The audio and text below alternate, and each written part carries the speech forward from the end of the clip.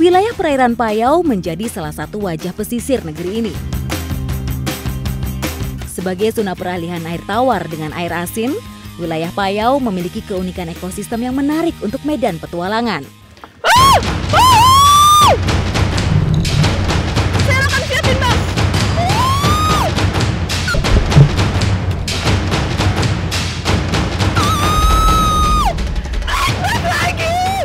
Geter tangannya, tremor, mas-masan juga. Keberagaman hayatinya pun menjadi berkah tersendiri bagi masyarakat yang tinggal di sekitarnya.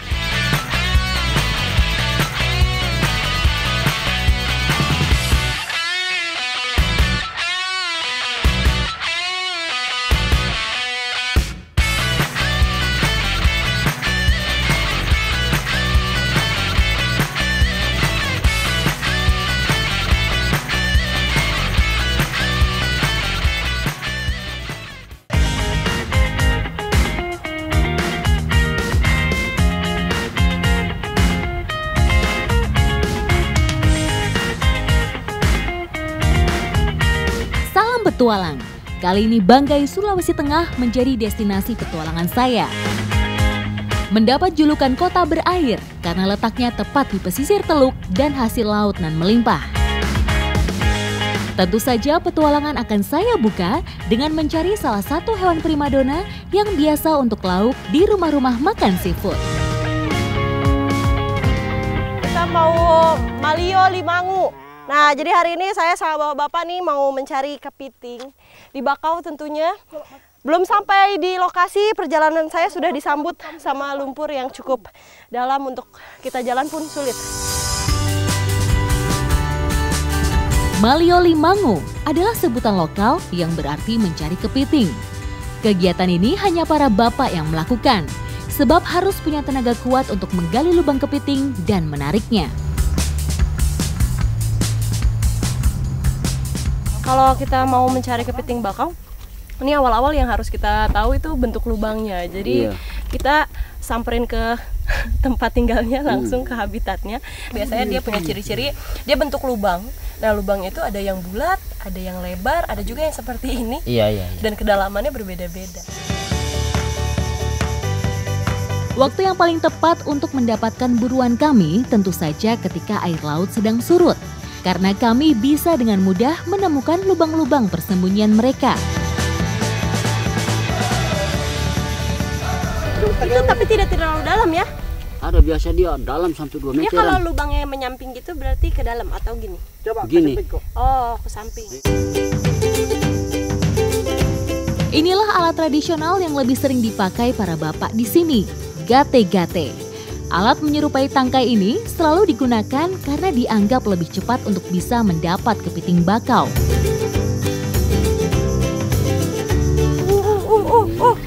Ada tuh kelihatan capitnya, itu dia. Wah.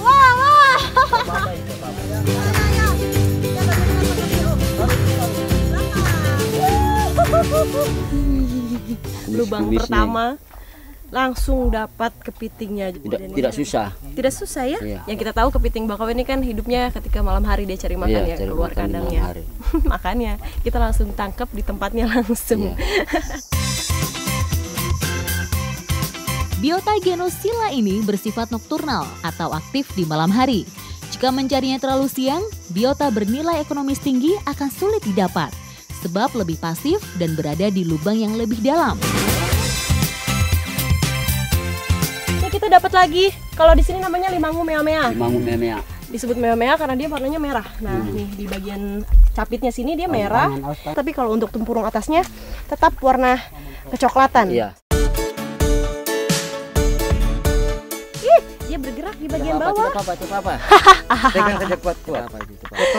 Sebenarnya kalau lihat bapak untuk tangkap kepitingnya tuh kelihatannya mudah, tapi karena dia masih baru ditangkap dan juga agresif, jadi dia bahaya ketika kita salah tangkap. Jadi tangkapnya ada caranya. Dari sisi belakang kita tangkap seperti ini, baru kita ikat. Harus cepat-cepat diikat karena nanti kalau dimasukin keranjang belum diikat dia kabur dan bisa capit orang nih. Bahaya nih bagian capitnya.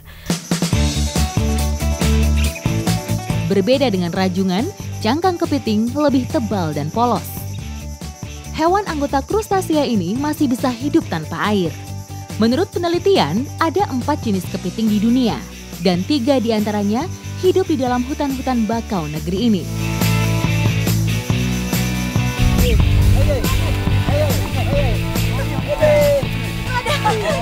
Dia di luar.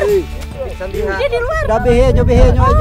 Oh, dia berarti tidak selalu ada di dalam lubang, karena kalau ada yang tertinggal seperti ini kelihatan. Jadi memang ketika surutnya air dia tidak masuk ke dalam lubang, dia ketinggalan rombongan. Jadi dia biasa nyari tempat berteduh. Ya, di bawah pohon bakau seperti ini. Coba. Hati-hati. Ya. Tong. Hati-hati. Jaga. Selain sering diburu karena rasa dagingnya yang lezat, kepiting juga sangat berperan besar bagi pertumbuhan hutan mangrove. Daun-daun yang dimakannya akan mudah terurai untuk menjadi pupuk alami, dan lubang-lubang sarangnya menjadi saluran ventilasi bagi akar-akar mangrove untuk mendapat oksigen.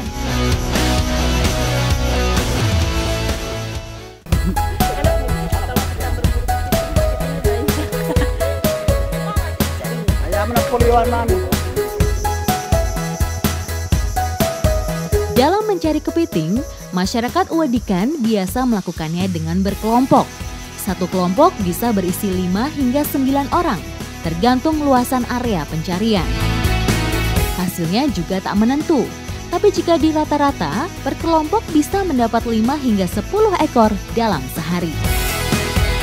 Berhasil kita dapat kepiting banyak. Habis ini saya mau langsung bawa kepitingnya untuk kita bikin olahan.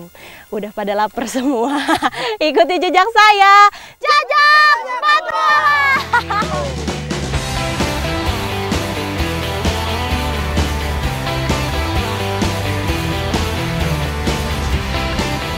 Ini sudah sama spesialisnya untuk masak-memasak. Sudah bersama Ibu Hija dan juga Kakak Pira. Nah, kita mau bikin olahan namanya Pak Oi Limangu. Kayaknya enak.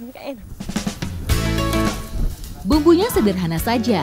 Garam, bawang merah, bawang putih, cabai, sereh, serta santan untuk rasa gurih. Takarannya sesuai selera. Tomat bisa ditambahkan untuk mengurangi rasa pedas. Semuanya diulek agar lebih mudah meresap. Uniknya, masakan kali ini mengharuskan kepiting dipotong dan dioseng. Masyarakat percaya cara seperti ini lebih sehat, sebab kepiting sudah dipisahkan dari kotorannya. Udah wangi ya, sebentar lagi mateng. Ini olahannya walaupun sederhana kelihatannya, cuma wanginya ini, bikin perut makin lapar. Tadi udah dicampur santan, udah campur bumbu, tinggal tunggu matang saja sampai kepitingnya semua berwarna kemerahan. Baru kita angkat. 30 menit saja kepiting siap dihidangkan. Wow, wanginya. Waktu yang paling saya suka. Makan. Ayo mari, ambil. Mana? Oh. Inilah seni lain menyantap kepiting. Tak perlu susah payah memecah cangkang, daging pun lebih mudah disantap. Selain rasa daging kepiting segar, campuran bumbu-bumbu tradisional membuat tangan saya tak berhenti untuk terus mengambil Pak Oi Limangu untuk saya masukkan ke mulut. Ini rasa kepitingnya gurih, ditambah kuahnya tadi kuah santan lebih enak lagi. Nah kalau di sini makannya untuk pengganti nasi pakai kasubi. Pakai kasubi atau singkong. Wah. Enak banget, apalagi dimakannya rame-rame, lebih nikmat dan juga lebih pengen nambah lagi.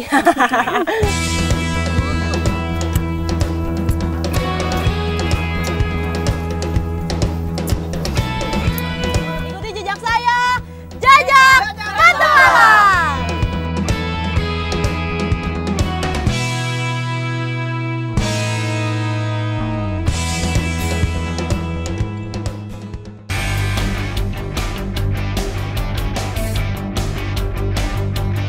Petualangan di kawasan Payau lanjut bergeser ke Jawa Timur. Beda lokasi, beda pula jenis mangrove-nya. Daunnya lebih panjang dan berduri. Warga pesisir Surabaya menyebutnya daruju.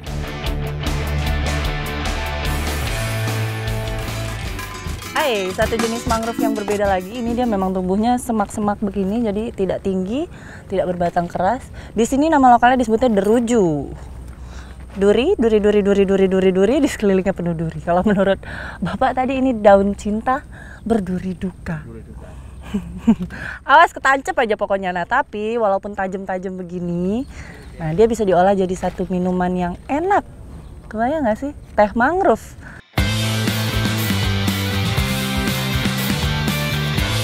Bruguera matang menjadi incaran kami kali ini. Warnanya yang kehitaman menandakan buah ini siap diolah. Selain mengumpulkan buah-buah yang berjatuhan, yang masih menempel di pohon juga tak luput dari incaran.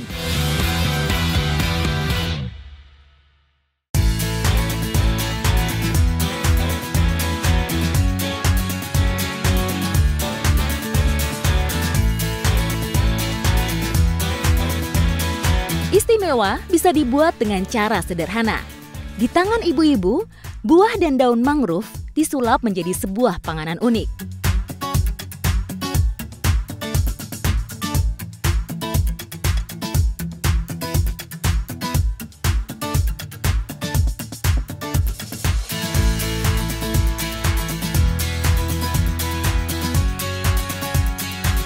Paling berasa itu waktu pas kita konsumsi tidak ada rasa pahit.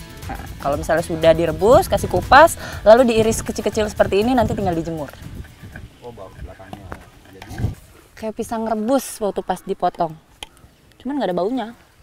Baunya menyengat kayak ada pisang, bau pisang ini. Iya ya, ada pisang. Iya kayak bau pisang. Ya. Iya, ini bau pisang rebus. Kenapa bisa? Nah, itu uniknya. Jadi kayaknya ini yang muda ya Bu ya. Kalau yang sudah lebih tua kan kelihatan nih warnanya beda. Coklat, iya. Baunya sudah tidak terlalu ketara. Tapi kalau yang muda nih, bau pisang rebus. Ini kan bakal.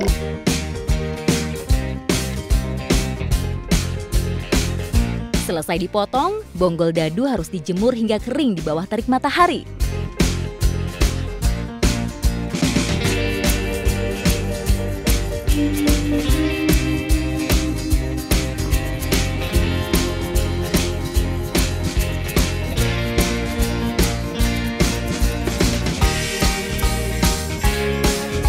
Nih, kalau misalnya dilihat setelah dijemur penyusutannya hampir 95% kali lihat. Jadi sekecil-kecil ini. Mikro. Tapi jangan khawatir, nanti ini setelah kita rebus dia akan membesar 5 kali lipat daripada ini.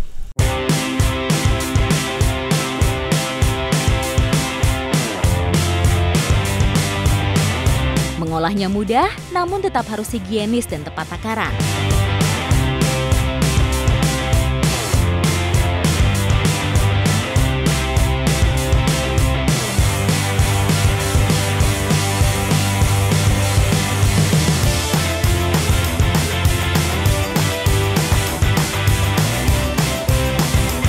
Tak lupa daun ikut direbus dengan air panas untuk mendapatkan cita rasa teh yang unik.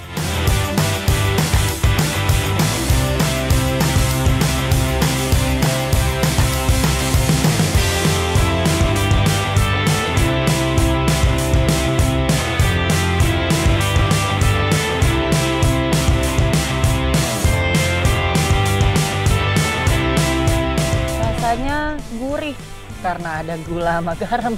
Dianya sendiri nih, bakaunya itu sendiri nggak ada rasa apa-apa seperti kita makan nasi aja. Tapi yang pasti bakau ini nih, dia karbohidratnya tinggi. Tapi gulanya rendah. Jadi bagus untuk penderita diabetes.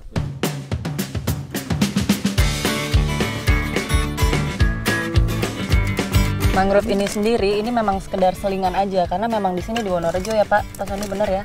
Kalau misalnya kita ambil 5 buah mangrove, 2 kita bisa jadi selingan nih, bisa jadi cemilan yang enak. 3-nya itu memang wajib untuk kita tanam kembali. Manfaatkan buahnya, lestarikan mangrovenya.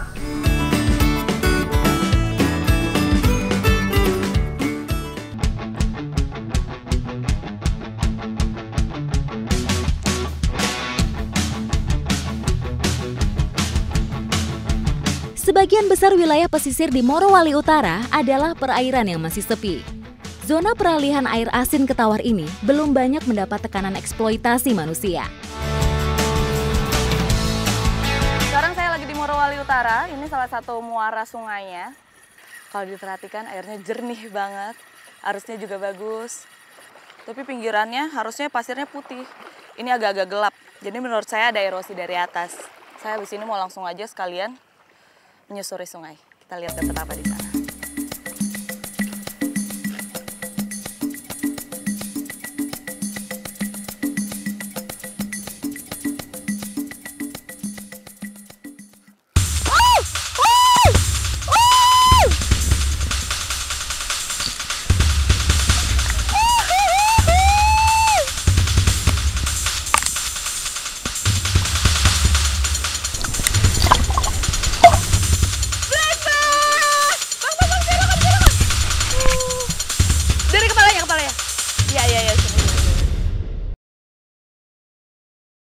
Ternyata memang benar dugaan saya.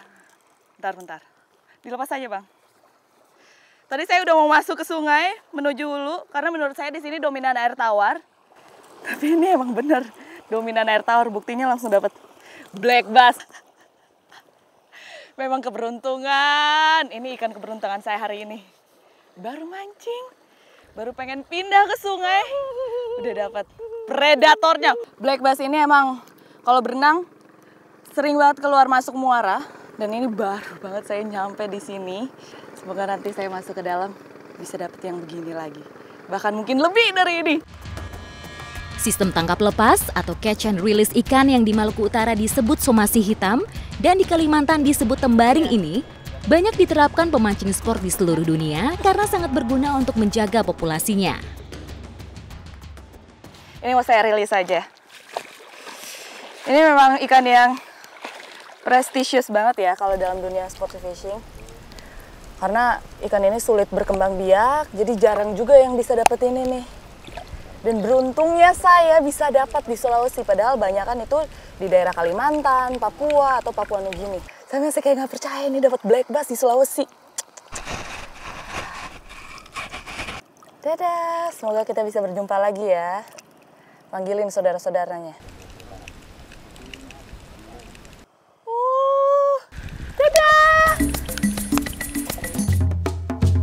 Memancing dengan cara berhanyut adalah teknik paling efektif untuk memahami sistem sungai yang kompleks. Dengan perahu, saya dapat menyusuri badan sungai hingga ke arah hulu atau masuk ke anak-anak sungai. Hal ini akan memperbesar kemungkinan untuk mendapatkan sambaran ikan yang lebih besar. Secara alami, ikan-ikan predator sungai memiliki teritori tertentu saat berburu mangsa. Tepian sungai terjal dan banyak perlindungan lebih potensial dibandingkan perairan dangkal yang terbuka.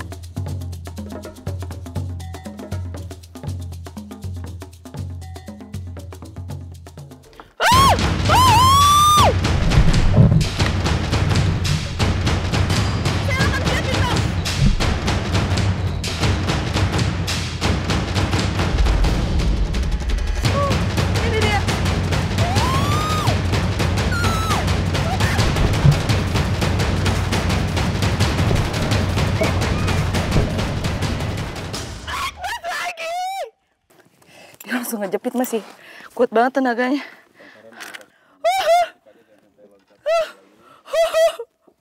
Ini gede banget.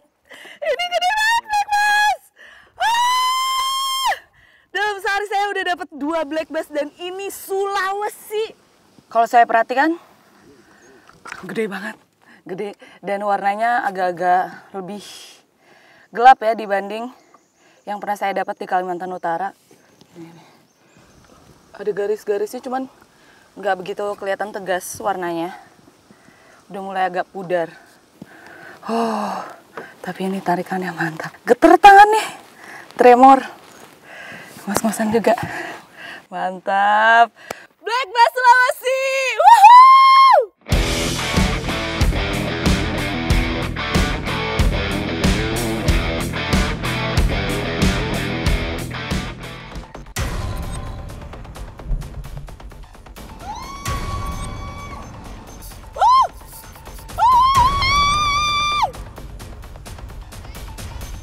Ini satu ikan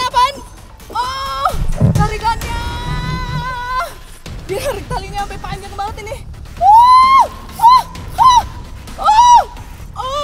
Ternyata yang disebut nai itu black bass, pantesan aja dibilangnya ganas. Ini emang. Serok. Bentar.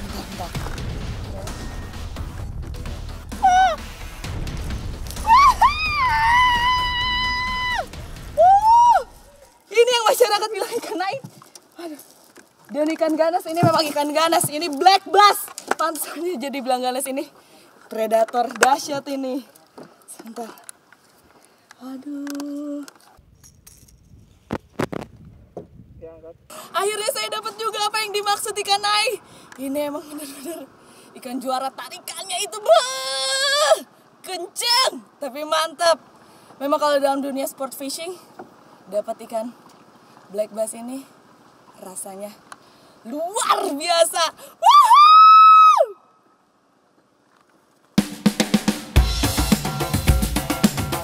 Dari wilayah Muara di Sulawesi, perairan Payau Pulau Bangka yang unik juga tidak luput dari petualangan saya. Walaupun sistem alirannya tidak sekompleks sungai-sungai di Papua, namun Sungai Payau di sini memiliki banyak percabangan layaknya perairan dekat rawa. Perusakan lingkungan yang terjadi di sini bukan dari tingginya tingkat overfishing, melainkan karena banyaknya aktivitas tambang yang tidak ramah lingkungan.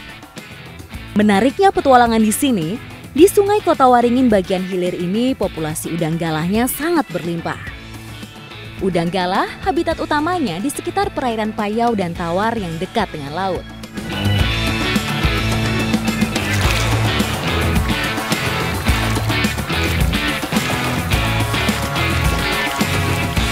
Itu Bapak Matrozi lagi nungguin saya, udah angkat dulu. Bapak udah angkat duluan ya? Udah mulai. Wih, udang galahnya banyak. Ya gitu Pak. Sebentar, jangan dilepas ya, gitu Pak. Waduh, udangnya galah. Udang galah. Biasanya kalau air keruh begini cari ikan susah, tapi udangnya gede-gede banget. Ini baru satu bubu aja udah banyak banget tuh dari tadi. Ini udangnya emang gede tapi belum seberapa nih, masih bisa lebih besar lagi. Dan sekarang lagi musim-musim, baru mulai musim udang. Jadi tuh dapatnya banyak. Wih. Ini Pak, kita ambil bubu lain lagi Pak.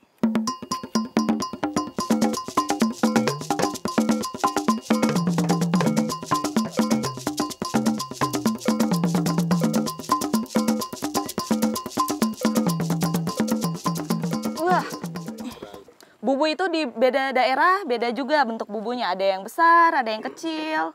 Tapi rata-rata itu terbuat dari bambu. Tapi kalau di sini unik nih. Bubunya dari kulit kayu yang keras. Nih. Tapi sistemnya sama. Standar dengan bubu-bubu yang lain. Jadi di ujung sana ada lubang, terus di dalamnya dikasih seperti pagar runcing. Jadi yang udah masuk nggak bisa keluar lagi nih, karena ketusuk. Tapi yang unik ini nih, bubunya dari kulit kayu. Jadi bubunya lebih awet, lebih tahan lama, juga bisa dipakai bertahun-tahun. Di perairan Payau, masyarakat dituntut jeli dalam mensiasati keadaan lingkungan. Pemanfaatan alam tanpa niatan mereduksi fungsi MIPA secara berlebih merupakan salah satu bukti konkretnya. Ini dia yang unik, teknik masak para nelayan kalau misalnya lagi jauh dari daratan. Keburu lapar, mau baliknya jauh, bikin tungku darurat.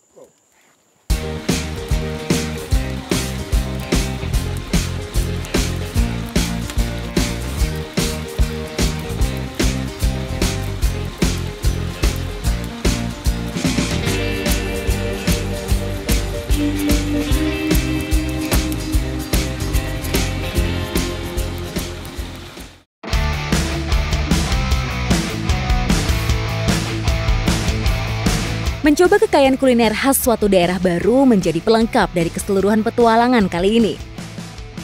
Pencarian bahan pangan yang dibutuhkan ada di lokasi sekitar wilayah pemukiman warga.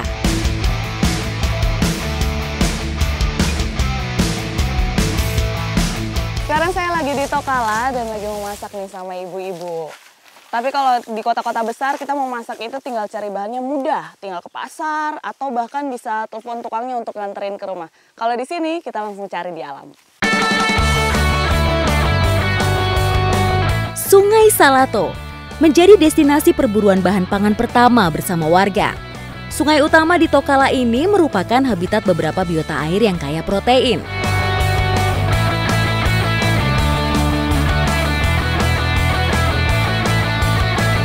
Populasi ikan di Sungai Salato saat ini sudah sangat berkurang akibat dari aktivitas penangkapan ikan secara massal. Kemudian warga beralih mencari siput, karena selain mudah didapat, juga enak untuk dikonsumsi. Pencarian siput sungai hanya dilakukan atas dasar kebutuhan saja. Tidak pernah dijumpai pencarian hewan mungil ini untuk alasan ekonomi. Ini dia kelebihannya masyarakat yang tinggal di daerah, mau makan bahan-bahannya segar langsung dari alam. Ini saya duduk satu spot di sini aja, dapatnya segini banyak nih. Ini siput atau bahasa sininya disebut supai. Kata ibu-ibu paling enak dimasak kuah asam. Saya udah gak sabar sih sebenarnya, tapi kita ngumpulin dulu siputnya. Setelah itu masih ada satu bahan lagi, daun asamnya itu daun losong. Kita lihat seperti apa nanti hidangannya.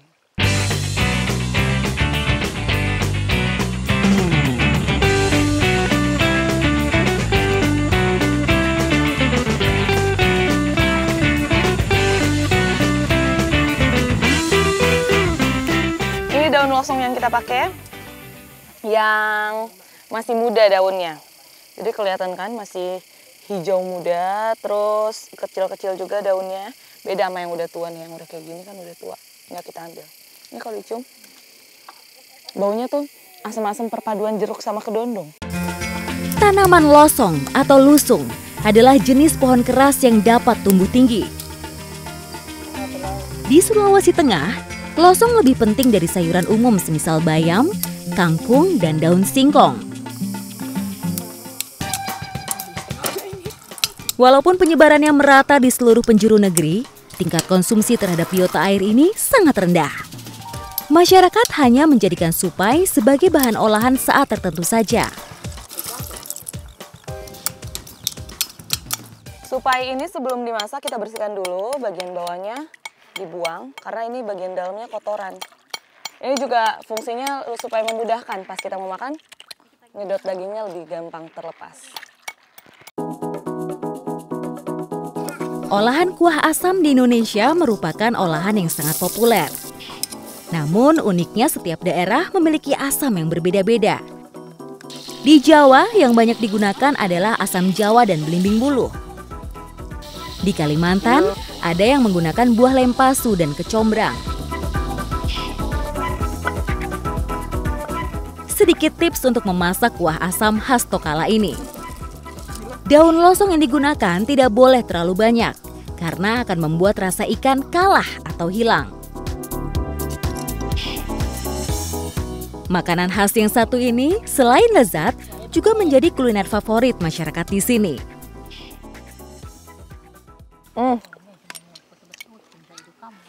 Ini tuh enak banget, serius. Seger rasanya. Karena tadi kita pakai daun losong kan buat bikin rasa asam. Tapi pas cobain pas sebelum dimasak itu daun losongnya agak-agak kayak asam-asamnya kedondong. Tapi kalau sekarang karena udah dimasak kali ya, rasa kedondongnya spesifik itu udah hilang. Yang masih tertinggal rasa asamnya. Ini perpaduan yang pas banget nih. Endes.